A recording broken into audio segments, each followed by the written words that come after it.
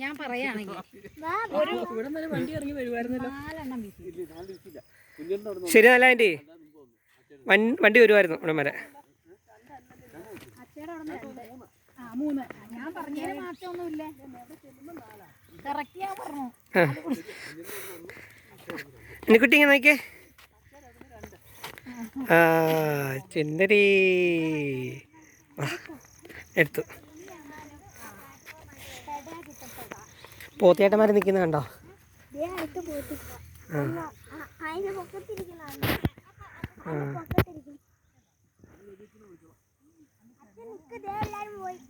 പോക്കോ. ആ